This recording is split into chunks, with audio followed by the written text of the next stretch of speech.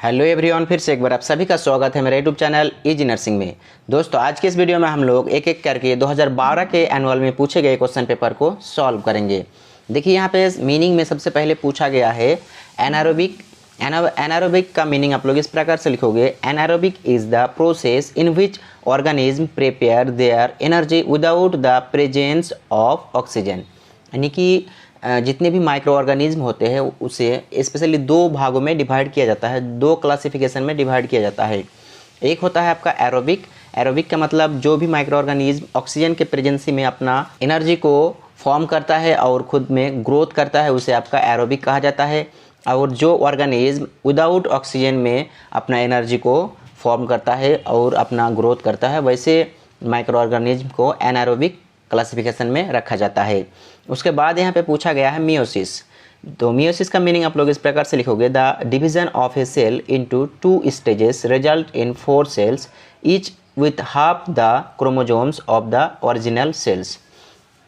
यानी कि मियोसिस एक तरह का सेल डिवीजन प्रोसेस है। जैसे कि आप लोग जानते हैं कि सेल डिवीजन का मेनली दो प्रोसेस होता है, एक होता है माइटोसिस और दूसरा होता है मियोसिस। तो मियोसिस में क्या होता है, एक सेल से 4 सेल बनता है, एक सेल से डिवाइड होकर 4 सेल, 4 नया सेल बनता है, जिसे आपका डॉटर सेल कहा जाता है। और उसमें जो क्रोमोजोम्स होता है वो क्या होता है, हाफ हो जाता है।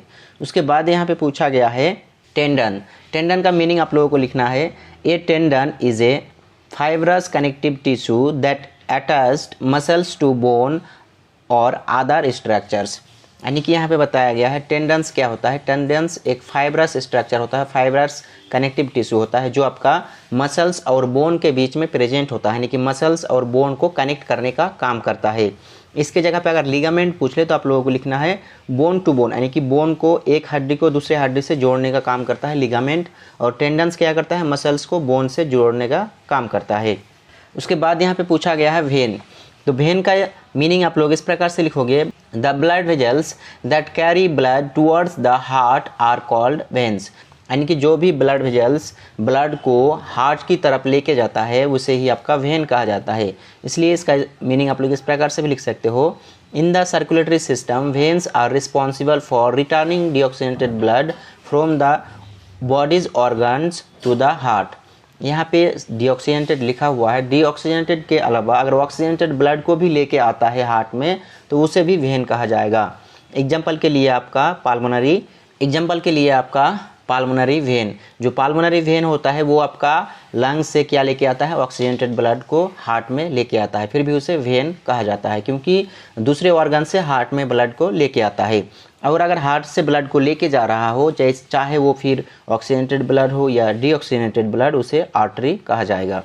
उसके बाद यहाँ पे पूछा गया है फिल इन द ब्लैंक्स में, blood is a space tissue. तो आंसर में आप लोगों को लिखना है कनेक्टिव टिश्यू। ब्लड क्या होता है, कनेक्टिव टिश्यू होता है, जिसे आपका फ्लूइड कनेक्टिव टिश्यू या लिक्विड कनेक्टिव टिश्यू भी कहा जाता है। उसके बाद यहाँ पे पूछा गया है the smallest bone in the human body is. तो आंसर हो जाएगा आपका स्टेपिस।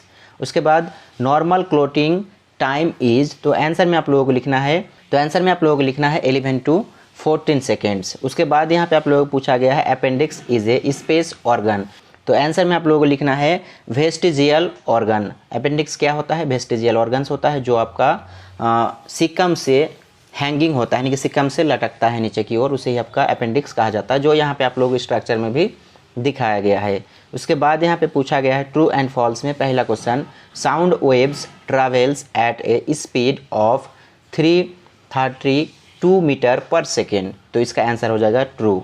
उसके बाद यहाँ पे आप लोगों को पूछा गया है child birth is also called as parturition. तो इसका आंसर हो जाएगा फॉल्स, क्योंकि चाइल्ड बर्थ को पार्टीशन नहीं कहा जाता है, उसे आपका पार्चुएशन कहा जाता है। क्या कहा जाता है, पार्चुएशन कहा जाता है। उसके बाद यहाँ पे पूछा गया है lysozymes are rich in protein. तो लाइसोजाइम में प्रोटीन होता है लेकिन रिच इन प्रोटीन इसलिए नहीं मानेंगे इसे, क्योंकि इसके अलावा जो और भी सेल ऑर्गेनेल्स है उसमें इससे भी ज़्यादा प्रोटीन पाया जाता है, इसलिए इसका आंसर हो जाएगा फॉल्स। अब यहाँ पे आप लोगों को दिखाया गया है 2012 के सप्ली में पूछे गए क्वेश्चन पेपर। तो दोस्तों आज के वीडियो में बस इतना ही। नेक्स्ट वीडियो में हम लोग 2012 के सप्ली में पूछे गए क्वेश्चन पेपर को एक एक करके सॉल्व करेंगे।